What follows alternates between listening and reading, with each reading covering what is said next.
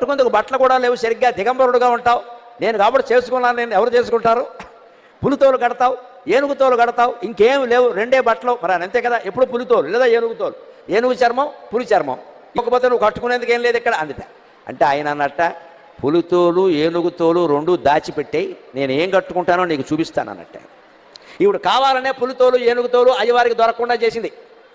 ఈవిడ స్నానం చేసి వచ్చింది కైలాస మానస సరోవరంలో. ఆ తువ్వాలు ఉంటుంది కదండి, అమ్మవారు తుడుచుకున్న తువ్వాలు, అది ఆరేసింది అక్కడ.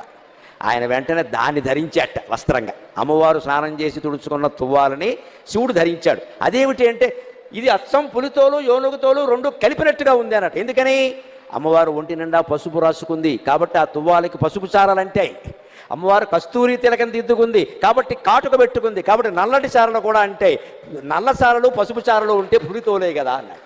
అదండి శివుడి చమత్కారం, అదండి శివుడి అమ్మవారు పరమానంద పడిపోయింది. ఓ నీ ఇల్లు బంగారంగా, దేవాది దేవుడివి, మహానుభావుడివి, నేను తుడుచుకున్న తువ్వాలు నువ్వు కట్టుకోవడం ఏమిటాయి అంటే ఒక్కటే మాట, ఐ లవ్ యూ అన్నట్టు, అంతే, ఇంకేం లేదు ఇక్కడ. అదే లెక్క. నేను నిన్ను ప్రేమిస్తున్నా నాకు అన్నీ బాగానే ఉంటాయి, తుడుచుకున్న తువ్వాలు అయితే ఇంకోటి అయితే, నిన్ను ఇష్టపడినప్పుడు నీకు సంబంధించినవన్నీ ఇష్టపడతా, అంతే. ఇదండి దాంపత్యం. ఇలాంటి మాట భర్త నోట భార్య నోట వస్తే సంసారాలు బాగుండవండి. మాట్లాడడానికి కూడా ఏమైనా ఖర్చు ఉందా? బ్యాంకులో ఏమైనా డబ్బులు ఇవ్వాలా?